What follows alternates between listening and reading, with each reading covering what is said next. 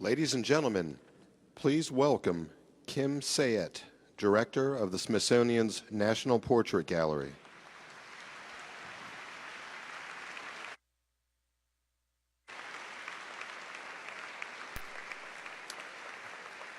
David Skorton, Secretary of the Smithsonian Institution.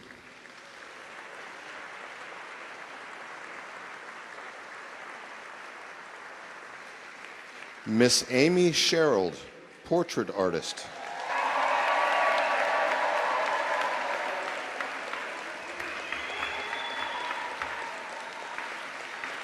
Mr. Kehinde Wiley, portrait artist.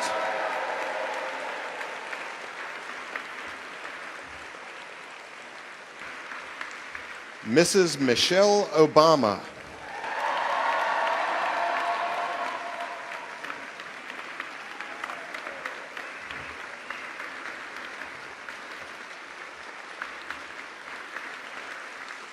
President Barack Obama.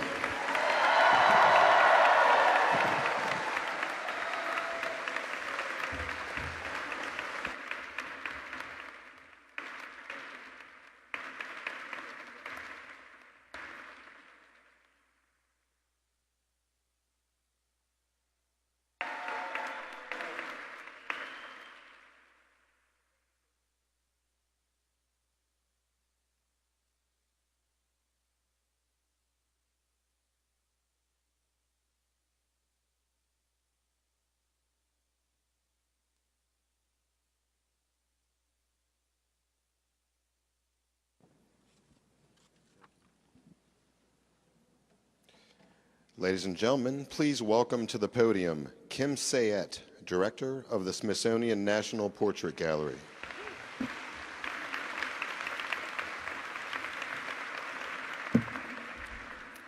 Good morning. My name is Kim Sayet, and it is my pleasure as Director to welcome you to the National Portrait Gallery at the Smithsonian Institution. Every commissioned portrait involves 4 people.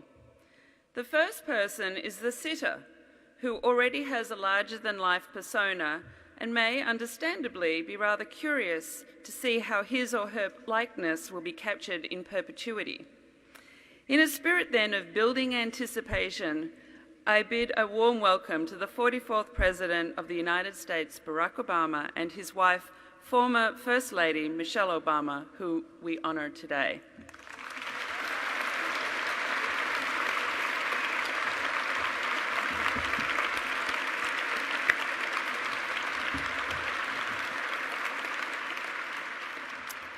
The second person is the artist, who tries in the face of public scrutiny to stay true to her or his own artistic style and still transmit a sense of their sitter's internal spirit to external audiences.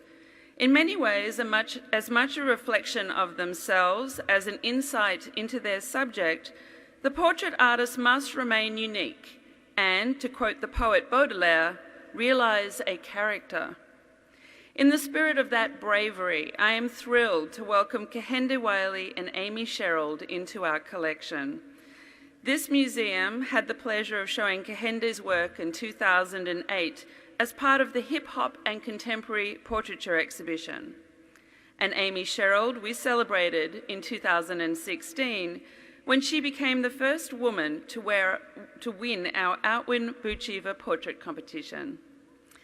Kehinde and Amy are taking the best of portraiture traditions and adding a fresh layer by absorbing the influence of fashion, music, hip-hop, pop culture, and painterly inventiveness.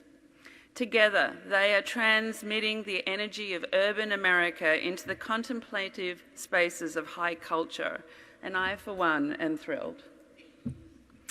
The third person involved in making a commission is the patron. And as is tradition, we make an art match and then we raise private funds to do the work. I am extraordinarily grateful to all of those people across the country to whom we came for support, and those who took a leadership role: Steven Spielberg and Kate Capshaw, Judith Kern and Kent Wiley, and Tom Pegas and Don Kaposha. Finally, It is the fourth person that is possibly the most important, you, the viewer, and generations to come. At the end of the day, the sitter, the artists, and even the donors will disappear, but it is the audience that will remain. Every portrait, no matter when it was created, is contemporary because it is completed when someone has a personal encounter in their time. Ultimately, these portraits will live to serve those millions of future visitors looking for a mentor, some inspiration, and a sense of community. Ironically, for this art museum, it's not what you look like that counts. It's what you do that matters. And through the skill of a talented artist providing a window into the life of a president and first lady, people learn history and their place in it, set the course of human events in context, find empathy for others, and perhaps create a sense of connection that leaves them feeling a little less alone. Thank you.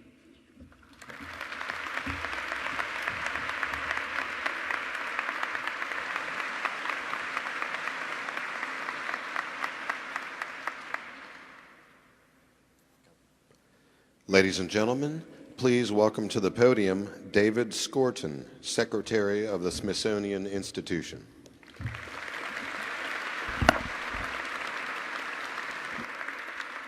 Good morning, everyone, and thank you for joining us on a very, very special day at the Smithsonian.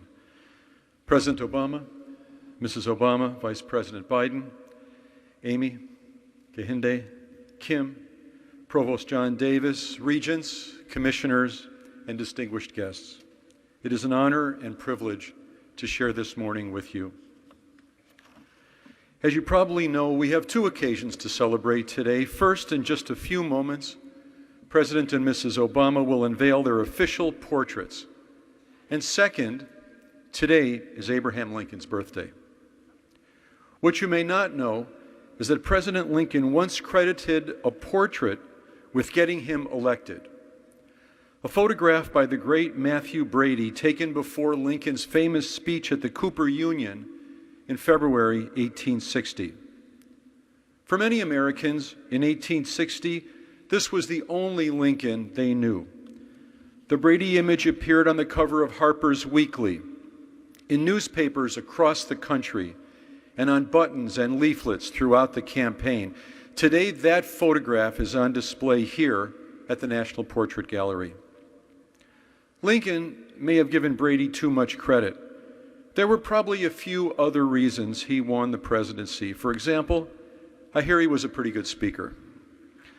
But his comment reflected something that was true back then and remains true more than a century and a half later. Presidential portraits have a particular power to capture the public imagination, to move people to think about America's leaders and indeed American society itself in new and unexpected ways.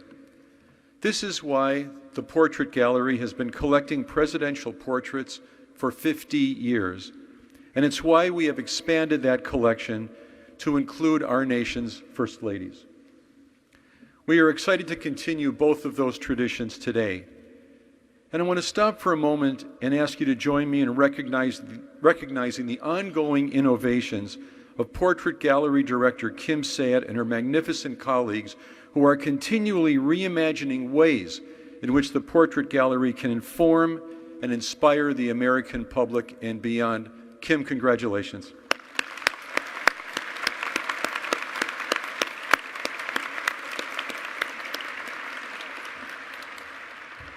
Now, if you think back just a little bit, you may remember another image that drew national attention just a couple of years ago. It captured a tender moment at the opening of the National Museum of African American History and Culture. Former President George W. Bush was embracing, or rather being embraced, by First Lady Michelle Obama. One headline called it, "The Hug Felt Around the Country." I can only speculate as to what exactly made that image so moving to so many people. But when I look at that picture today, I can see clearly some of the many qualities that millions of Americans have admired and continue to admire in Michelle Obama for over a decade. Her warmth, her kindness, her ability to connect in real and meaningful ways with virtually everyone she encounters. As the first African American woman to serve as First Lady, Michelle Obama blazed a trail for women and girls of color and inspired countless women and men and children across the United States and around the world.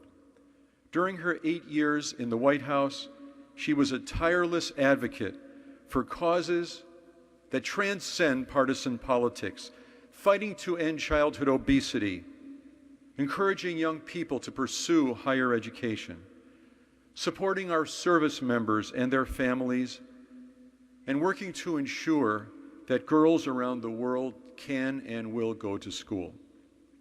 Even more impressive, she did all of this while raising 2 remarkable daughters, and did it always with good humor and grace.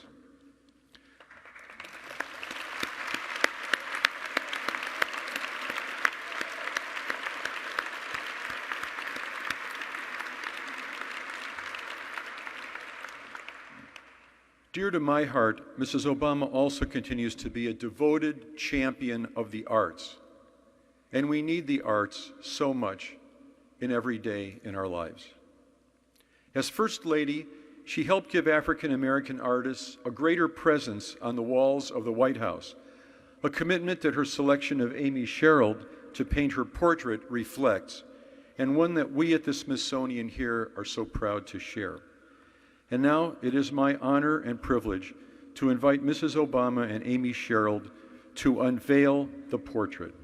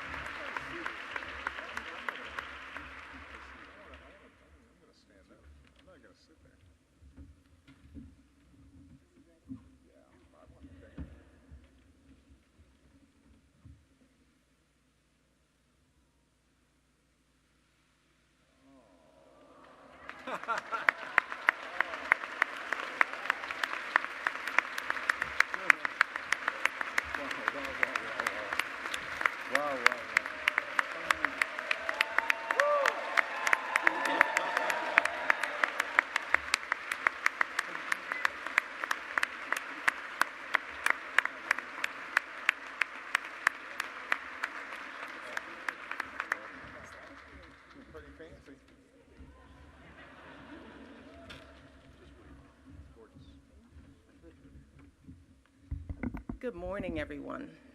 Let's just start by saying, wow, again. Let me just take a minute. It's amazing. Wow. How are you all doing? Well, it is a pleasure and an honor to be here in this beautiful museum with all of you today. Let me start, of course, by thanking Secretary Scorton and Kim Sayet for their remarks and for their outstanding leadership and everything they have done to support us, to support the arts over these many, many years. I also want to recognize all of our dear friends and colleagues and our team members and our family who are here with us today. Too many to mention. Joe, and I know Jill's in traffic. Thank you. Thank you all for being here. We love you. Hi, Mom. What's going on? What you think? It's pretty nice, isn't it? I see so many people that I could thank, people who've been with us on this journey. We love you all. Thank you for taking the time. I have to tell you that as I stand here today with all of you and look at this amazing portrait that will hang among so many iconic figures, I am a little overwhelmed, to say the least. I have so many thoughts and feelings rolling around inside of me now. I am humbled, I am honored, I'm proud, but most of all, I am so incredibly grateful to all of the people who came before me in this journey. The folks who built the foundation upon which I stand. As you may have guessed, I don't think there is anybody in my family who has ever had a portrait done, let alone a portrait that will be hanging in the National Gallery, at least as far as I know, Mom. But all those folks who helped me be here today, they're with us physically and they are with us in spirit.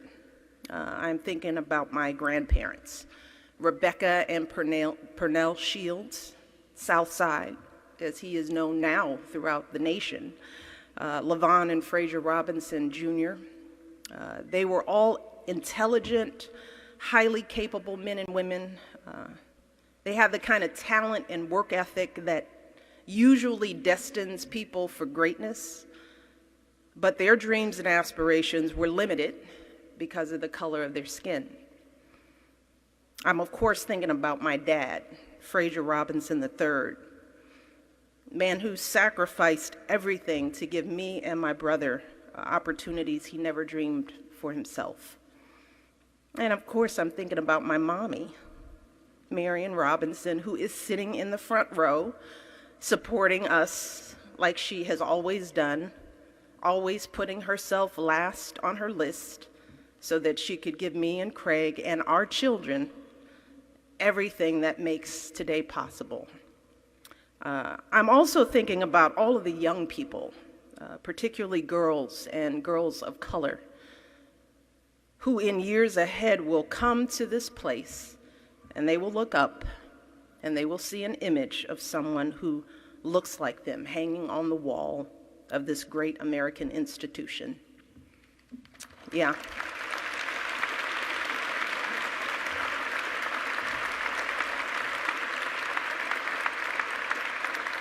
And I know the kind of impact that will have on their lives because I was one of those girls.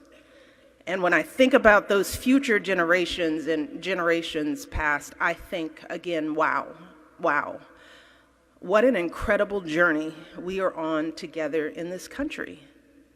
We have come so far. And yes, as we see today, we still have a lot more work to do. But we have every reason to be hopeful and proud. And I am truly grateful to have had the opportunity to stand alongside my husband and play a very small part in that history and in that future. But I'm even more proud of the extraordinary woman and artist who made this portrait possible. Amy Sherald. Not yet. I got more to say about you, girl. Now, Barack and I had the privilege of considering a number of outstanding portraitists, and I want to thank Bill Allman, Thelma Golden, Michael Smith, our team. We love you guys. I know you're out there, who guided us every step of the way. Oh, there you go. Of course, I could see you guys, but thank you. They guided us through every step of the way through this process. We never could have done this without you because you not only know your craft and all these folks, but you know us intimately. You knew what we were looking for and what we wanted to say. So thank you three, the dynamic trio. And with their help, we narrowed down the field to a few key artists who Barack and I then interviewed. And each of these artists had to walk into the Oval Office, yikes. And I almost wanted to start off each conversation by apologizing for putting them through this process. I mean, just to get this job, they had to come to the White House, to the Oval Office, and get grilled by the President and First Lady. I'm sorry. I'm so sorry. So it wasn't lost on us how unnerving this experience was for each and every one of them. And when Amy came in, and it was her term, I have to admit that I was intrigued. I was intrigued before she walked into the room. I had seen her work, and I was blown away by the boldness of her colors and the uniqueness of her subject matter. So I was wondering, who is this woman? And she's so cute, too. And then she walked in, and she was fly and poised, and I just wanted to stare at her for a minute. She had this lightness and freshness of personality. She was hip and cool in that totally expected, unexpected kind of way. And within the first few sentences of our conversation, I knew she was the one for me. And maybe it was the moment she came in and she looked at Barack and she said, "Well, Mr. President, I'm really excited to be here, and I know I'm being considered for both portraits." She said, "But Mrs. Obama," she physically turned to me and she said, "I'm really hoping that you and I can work together."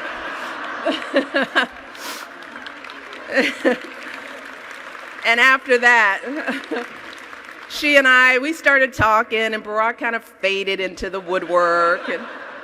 And, there was an instant connection, that kind of sister-girl connection that I had with this woman. And that was true all the way through the process, which is a good thing, because when someone is doing your portrait, they spend hours staring at you. Yikes. It's very intimate, the experience, so you really have to trust the person and feel comfortable enough to let yourself go. And Amy made that possible for me. We had that connection. So today, I want to thank Amy for being willing to put herself through this process, especially after it was leaked. I just felt for you, girl, to have to do that, right? To paint a portrait of Michelle and Barack Obama is like cooking Thanksgiving dinner for strangers. Everybody has an idea of what Thanksgiving dinner is supposed to taste like. The dressing that you love is the dressing you love. You don't want other stuff in it. And that's what it's like. People know what they feel and think and how they see us. So Amy had to interpret that and do it under the spotlight. So I can only imagine that it's been a little stressful for her, but she has handled it with all with remarkable poise and grace, which I think tells you a lot about who she is. She is obviously a woman of extraordinary talent, and it is thrilling to see her getting the recognition she deserves with all the awards and the calls from museums and buyers lining up to purchase her work.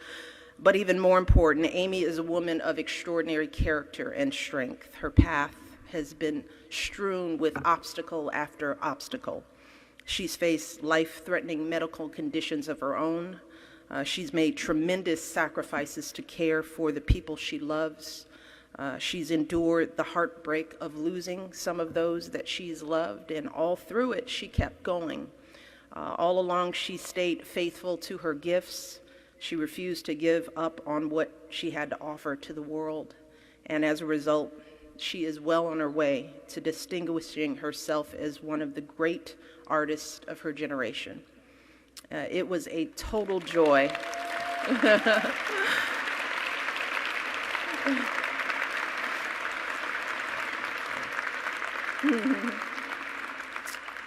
It was a total joy to work with you, Amy. I am so pleased and honored and proud of you. So it is my honor to introduce Amy to all of you today, the woman who created this beautiful portrait, Amy Sherald.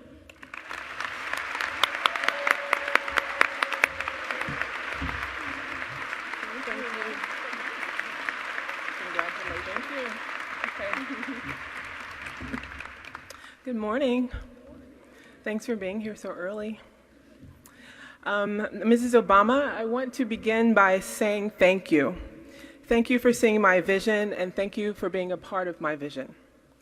I paint American people, and I tell American stories through the paintings I create. I find my models, I style them, and I photograph them.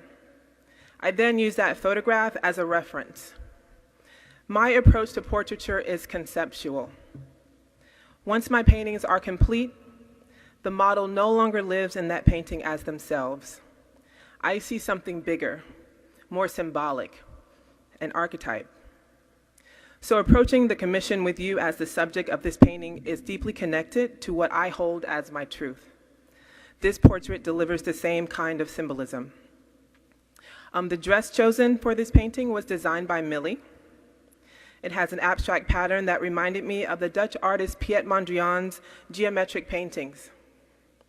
But Millie's design also resembles the inspired quilt masterpieces made by the women of Gee's Bend, a small, remote Black community in Alabama where they compose quilts in geometries that transform clothes and fabric remnants into masterpieces. Photographer and historian Deborah Willis wrote, "You have engaged the imagination of a new generation of writers and artists as we chronicle the commanding role you played in American visual culture." Mrs. Obama, you are omnipresent in that way. You exist in our minds and our hearts in the way that you do because we can see ourselves in you. The act of Michelle Obama being her authentic self became a profound statement that engaged all of us. Because what you represent to this country is an ideal. A human being with integrity, intellect, confidence, and compassion.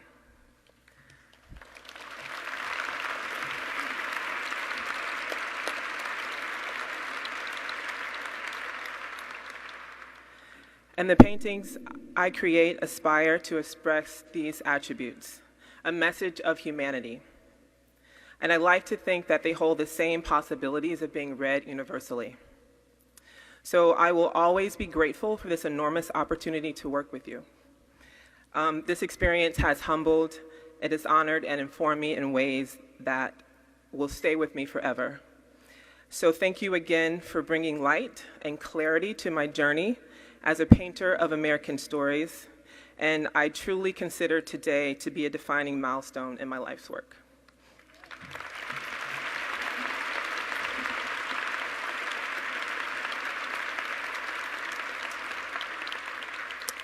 And I just want to say, without crying, a quick thank you to my mom for supporting me all the way through.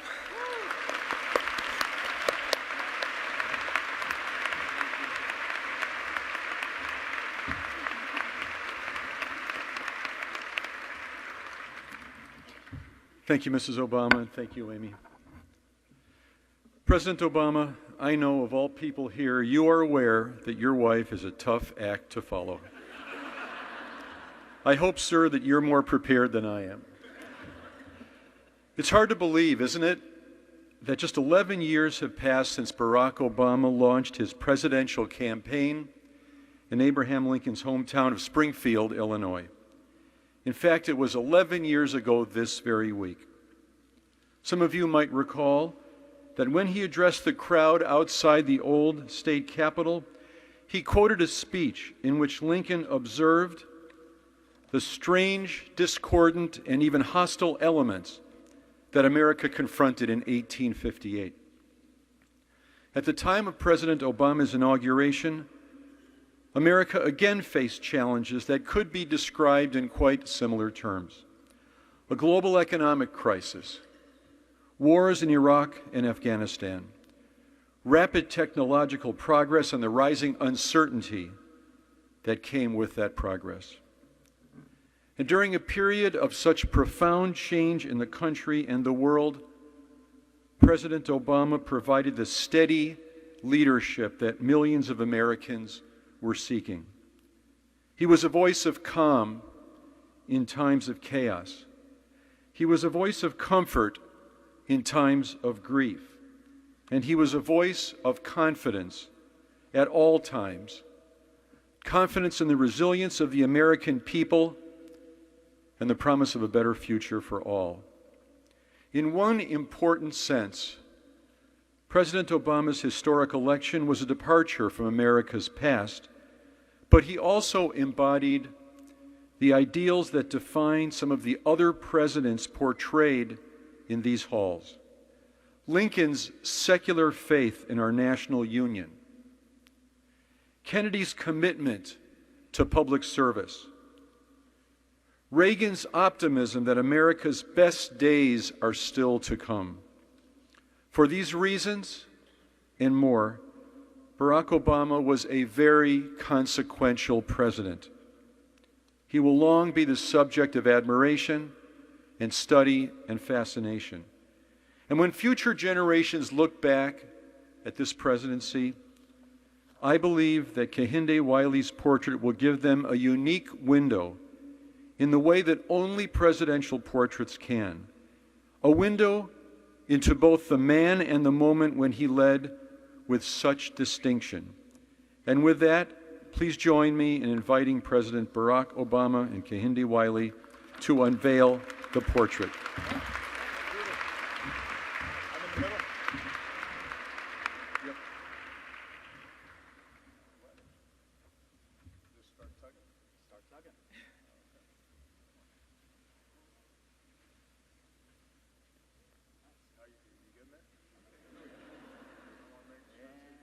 Going. Woo!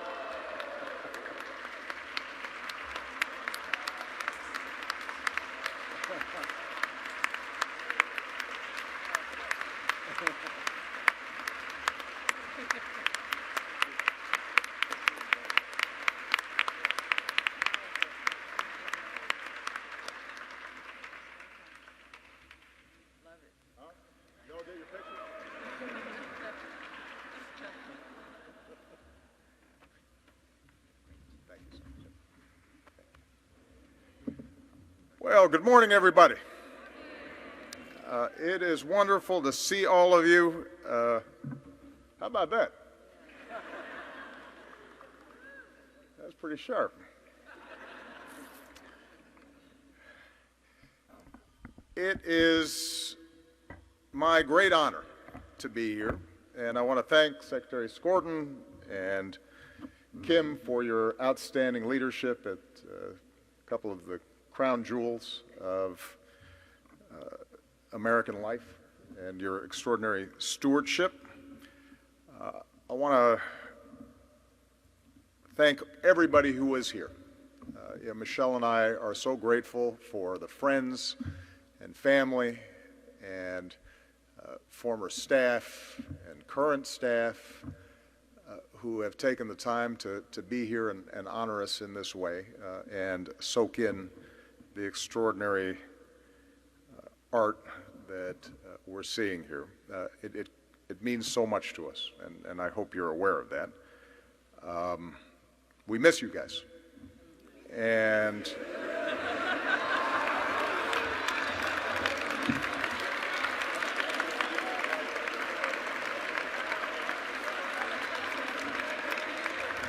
we miss you guys, and we miss the way those who worked with us on this incredible journey carried yourselves and worked so hard to make this country a better place.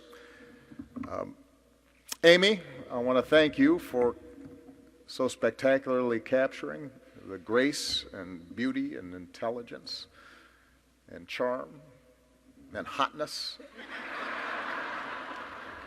of the woman that I love.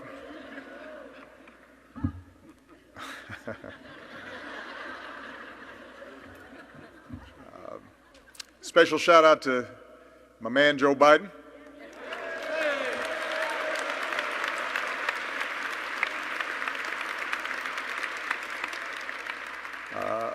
An even more special shout out to my mother-in-law, who in addition to providing the hotness genes,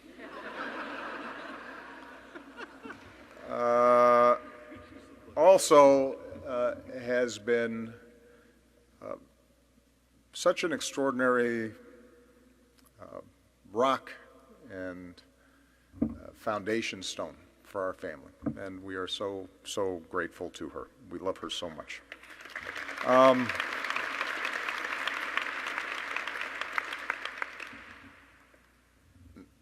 Like Michelle, I have never had a portrait done of myself. I mean, the Hope poster by Shep was cool, but I didn't sit for it. Nobody in my family tree, as far as I can tell, had a portrait done. I do have my high school yearbook picture, which is no great shakes. And so when I heard that this was part of the tradition, I didn't quite know what to do.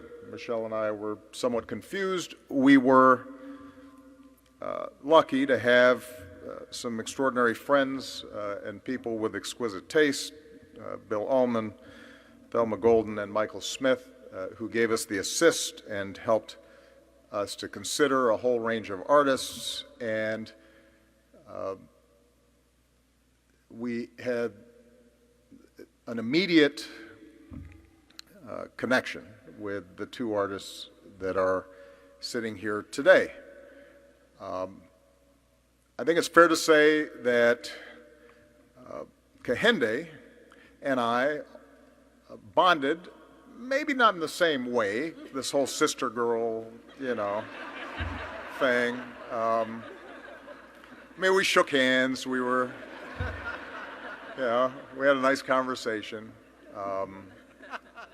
He and I make different sartorial decisions.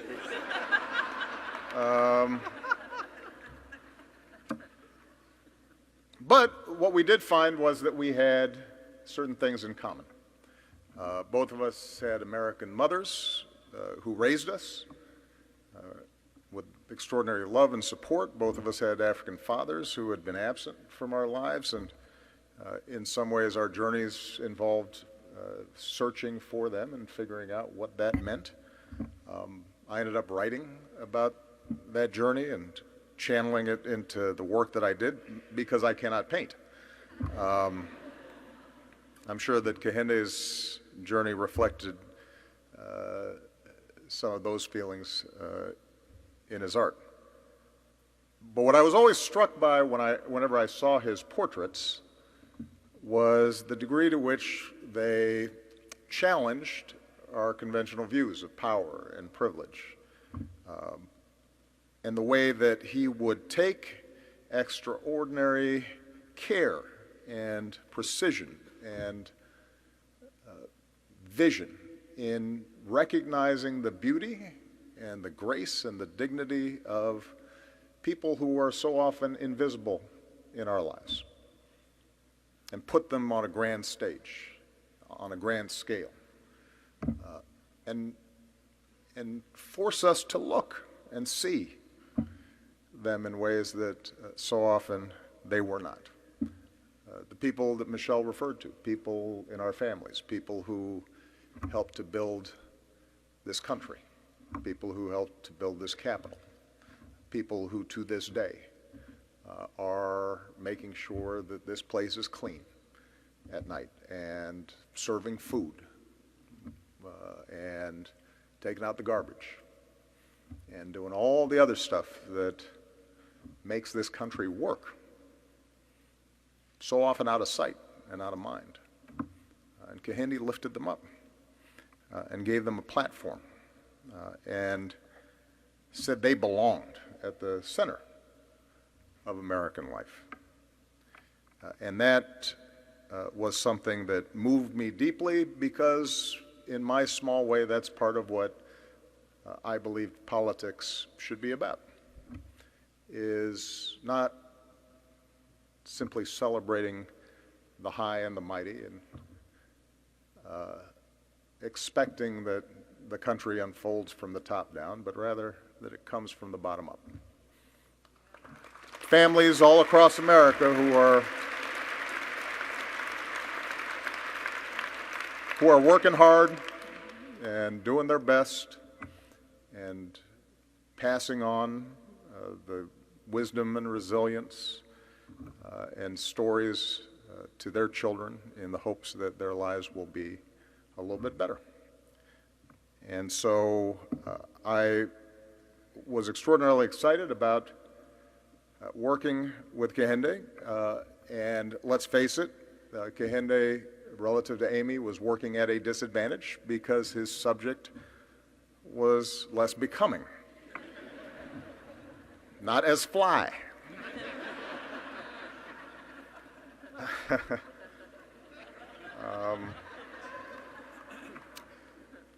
And I want to say that it was, although those Michelle always used to joke, I am not somebody who's a great subject. I don't like posing. I get impatient. I look at my watch. I think this must be done.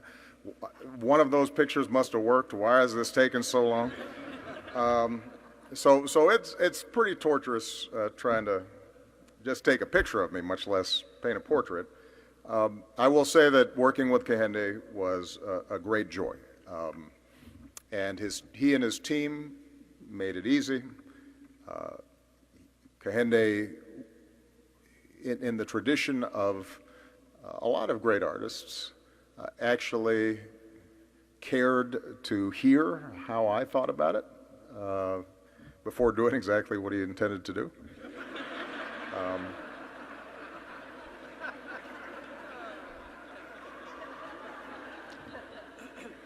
I mean, there were a number of issues that we were trying to negotiate. I tried to negotiate less gray hair. And Kehinde's artistic integrity would not allow him to do what I asked. I tried to negotiate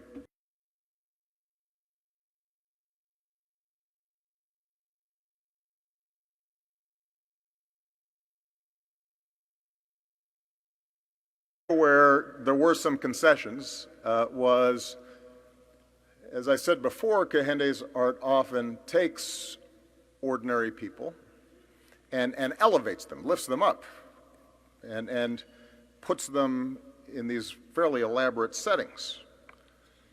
And so his initial impulse maybe in the work was to also elevate me and put me in these settings with, you know, partridges and scepters and thrones and chiffon-robes and mounting me on horses. And I had to explain that I've got enough political problems without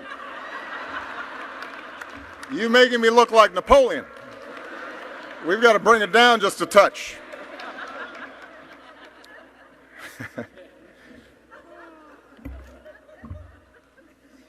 And that's what he did. You know, it's hard to obviously judge something that is a portrait of you. But what I can say unequivocally is that I am in awe of Kehinde's gifts and what he and Amy have given to this country and to the world, and we are both very grateful to have been the subject of their attention for this brief moment. So, Mr. Kehinde Wiley.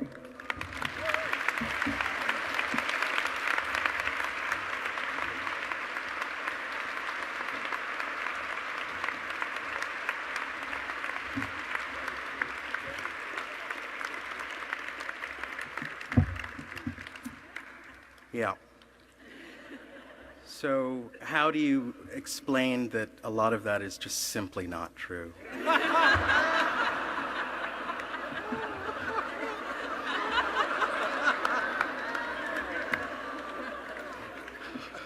What is true is that this is an insane situation.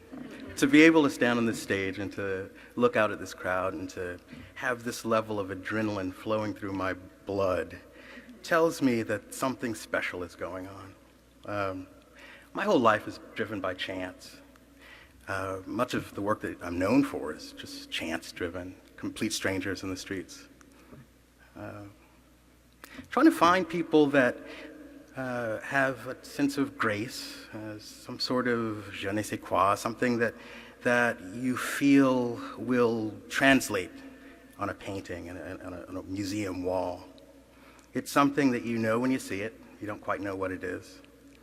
And people are minding their own business, trying to get to work often, and I'll tap them on the shoulder and I'll say, do you mind if I paint you? Most people say no. It's tough in the streets to get people to recognize what the import or the gravity of art is. My job has been to slowly take these moments of chance and to try to weave them into something that means something in the language of art history. These big museums like this are dedicated to what we as a society hold most dear. Great curators, their jobs are to be the guardians of culture, to say this is what we as a people stand for. You know, growing up as a kid in South Central Los Angeles, going to the museums in LA, there weren't too many people who happened to look like me in those museums, on those walls. So as the years go on, and as I try to create my own type of work, it had to do with correcting for some of that. Trying to find places where people who happen to look like me do feel accepted or do have the ability to express their state of grace on the grand narrative scale of museum space. Well, that sense and that obsession with chance has gotten me here in a very strange chance since you, Mr. President, have found something in what I do and what my purpose has been as a creator, as a thinker, as a painter, to be able to project out into the world this urge, this itch, this desire to see something corrected for. It seems silly, it's colored paste, it's a hairy stick, you're nudging things into being, but it's not. I mean, this is consequential. This is who we as a society decide to celebrate. This is our humanity. This is our ability to say, I matter, I was here. The ability to be the first African-American painter, to paint the first African-American President of the United States is absolutely overwhelming.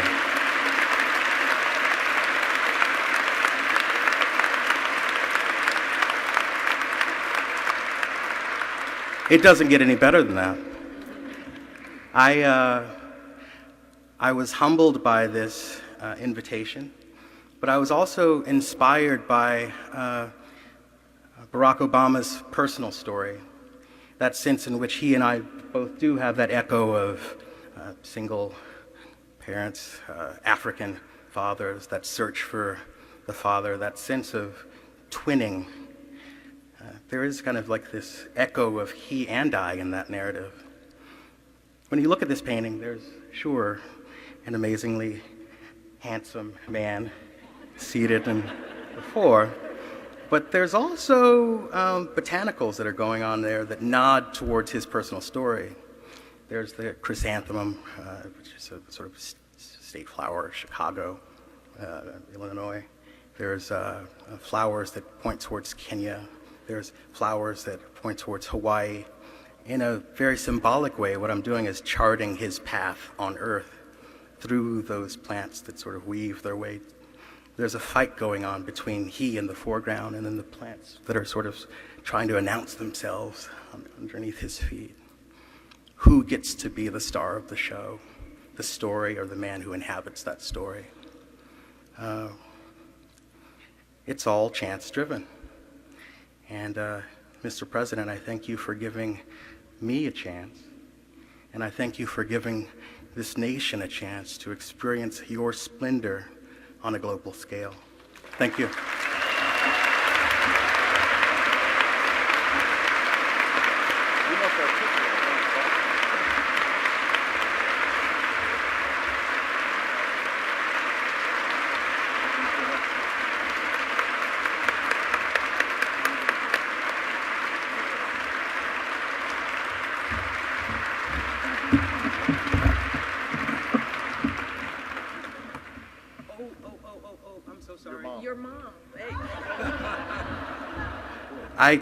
You got it dead on.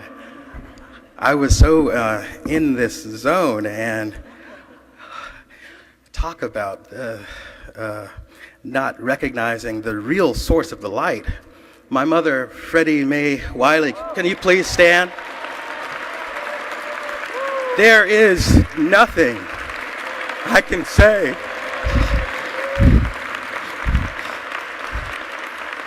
This is really where it all starts. And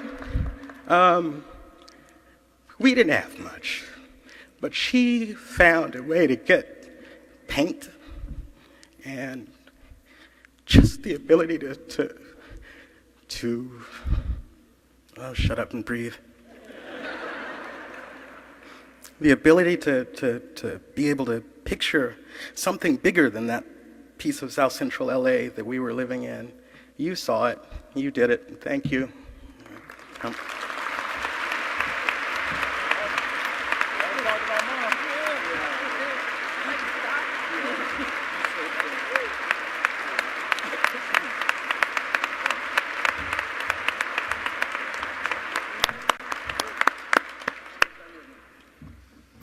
Congress founded the National Portrait Gallery to collect and display the portraits of those who have made a significant contribution to America's history and culture. This year marks our 50th anniversary, and as Secretary Scorton mentioned, today, February the 12th, marks President Lincoln's 209th birthday. I want to thank all of the Smithsonian and especially the National Portrait Gallery staff for making today so special, with particular appreciation to our Chief Curator, Brandon Brame-Fortune, and curators Taina Catagol and Dorothy Moss, who stewarded both commissions.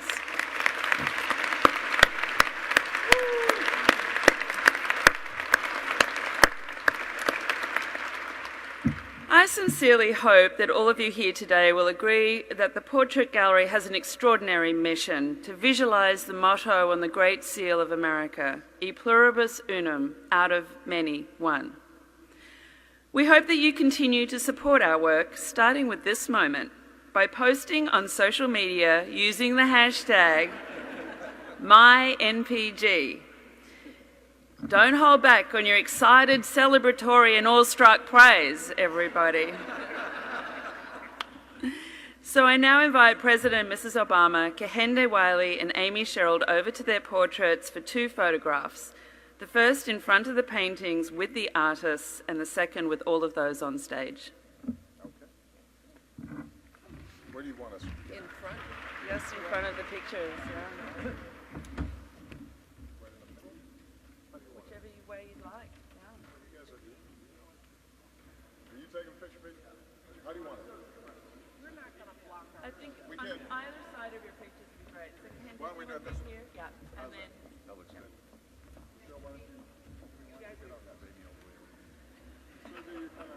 How's that? Is that good? Can you get both of them?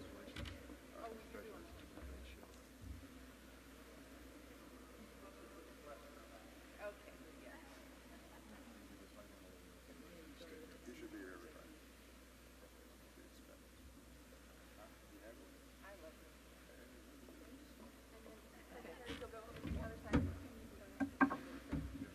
All right. Can we get everybody?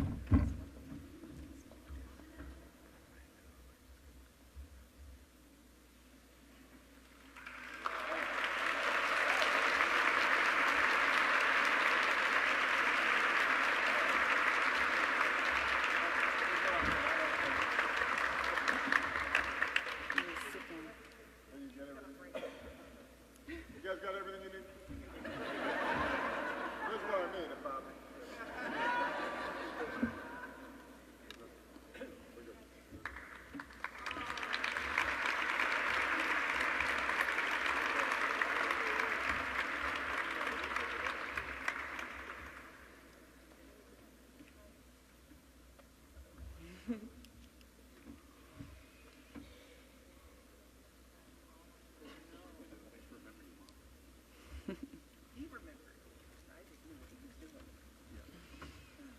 Why don't you just take one more seat?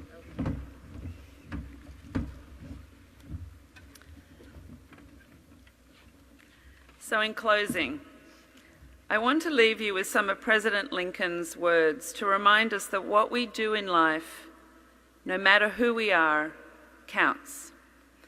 Every effect, said the President, must have its cause. The past is the cause of the present, and the present will be the cause of the future. All these are links in the endless chain stretching from the finite to the infinite. Thank you, and thank you for being with us this morning.